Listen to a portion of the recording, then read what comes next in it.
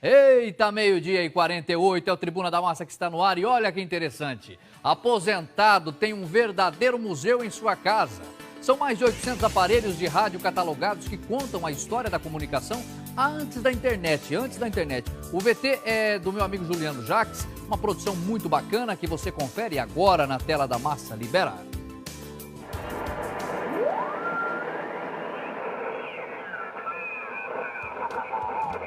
Uma antiga forma de se comunicar e que faz parte da vida de Luiz Garcia. Quando eu entrei em Itaipu, já em 76, na época estava começando a vir equipamentos de comunicação para Itaipu para ser instalado nas viaturas.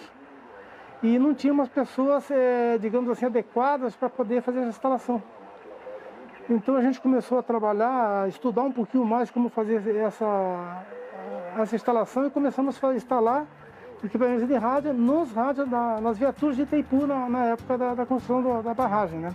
Através destes equipamentos de rádio, Luiz se comunica com outros aficionados pelas ondas. Paraguai, para Argentina, que vem de São Paulo, tudo através de contato da rádio amadorística. Seu Luiz afirma que é possível alcançar o espaço e manter um diálogo fora da Terra. 100% dos astronautas, tá? Que eu não fiquei sabendo hoje que de nenhum astronauta que foi para o espaço que não era radioamador.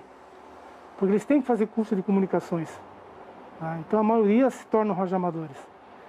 Então com isso propicia a gente conversar com eles lá quando estão lá na estação espacial. Na sala ao lado, Luiz é o vigilante destas verdadeiras relíquias. Ele tem em casa o Museu do Rádio Amador, um espaço que conta um pouco da história e a evolução da comunicação sem fio. Veja esse equipamento aqui. Aqui você ligava uma antena que ia no seu ombro. Tá? Aqui embaixo tem uma bateria. Tá? E você tem um equipamento móvel falando. Então esse aqui é um dos primeiros celulares. No museu que mantém em casa, Garcia, nome de guerra do agente de segurança da Itaipu Nacional aposentado, tem os equipamentos usados pela equipe na época em que a usina era construída. Rádios que eram usados nas décadas de 80 e 90 pelos seguranças, que faziam o patrulhamento nas vilas A, B e C, além do canteiro de obras da hidrelétrica. Há também equipamentos que eram usados nas propriedades rurais, lugares distantes, onde a comunicação sem fio só poderia ser feita desta forma. Esse tipo aqui são para fazendeiros. Eles se comunicam entre fazendas. Então a gente escutava à noite os fazendeiros conversando um com o outro, né? Esse aqui veio do Rádio Clube de Assunção. Né? Alguns foram doados aí por radioamadores. Alguns vieram de São Paulo, que a gente não conhece as pessoas que doaram. E isso tudo faz parte desse grande acervo aqui do Museu do Rádio Amador. São mais de 800 aparelhos catalogados, rádios, receptadores e transmissores que eram usados para estabelecer uma comunicação bem antes da internet e das redes sociais. Entre várias peças do acervo está este telefone público, bem parecido com um orelhão, não é mesmo? Rádios comunicadores de diversas categorias, mas o que chama a atenção e conta um pouco da história deste local são os rádios comunicadores usados pelo Exército. Esse, por exemplo, foi fabricado no ano de 1973. Estes equipamentos foram usados pelo Exército Brasileiro em missões e instruções.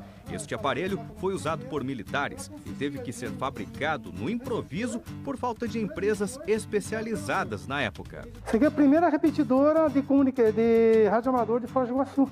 Tá? Ela estava instalada no Batalhão de Fronteira. Ela consistia de um receptor, um transmissor e um coordenador. Mais do que se comunicar a longas distâncias, o radioamadorismo também aproxima pessoas e provoca lembranças. Além dos aparelhos, peças como válvulas e microfones fazem parte desta viagem pela comunicação. Nós temos 3 equipamentos que chamam a atenção dentro desse hall de microfones aqui. Primeiro nós temos esse microfone aqui, que foi doado para o museu de um senhor paraguaio, radioamador paraguaio. Esse segundo foi doado por um radioamador argentino. E esse terceiro, filho de um radioamador de Santa Catarina. Tá?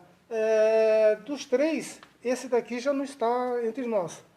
mas são peças que chamam a atenção aqui, inclusive esse daqui, quando o senhorzinho, radioamador, esteve aqui no museu, ele reconheceu isso aqui como sendo um que igual ele tinha. E ao passo que o filho dele falou que realmente esse aqui era o dele que estava no museu já.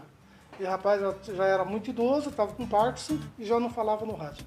O museu guarda também os equipamentos usados pelo precursor do radioamadorismo na Tríplice Fronteira. Quando o Sr. Antônio Savarez estava vivo, ele foi o primeiro radioamador de Foz do Iguaçu. E quando ele já estava meio idoso, ele, sabendo do museu, conhecido da gente, ele falou que após o falecimento dele, ele gostaria que os equipamentos dele fossem doados para o museu, ficassem na eternidade no museu. E isso aconteceu.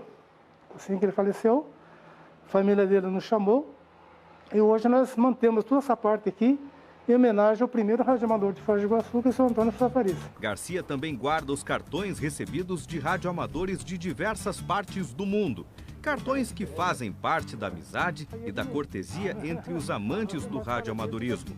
Além disso, o museu guarda ainda este aparelho, que fazia parte do entretenimento dentro de um carro. Aqui já era o painel do carro, né?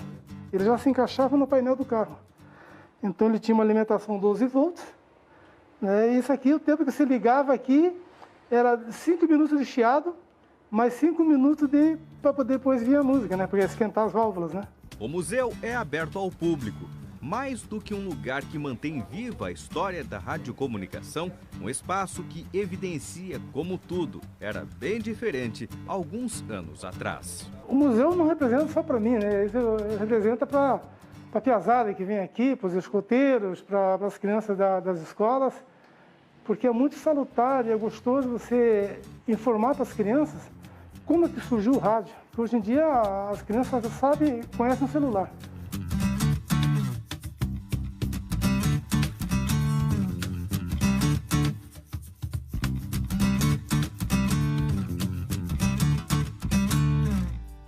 Que história bacana, que cuidado, seu Garcia. Parabéns para você pelo seu cuidado e pelo seu respeito com a comunicação e com o rádio, né? Parabéns de verdade.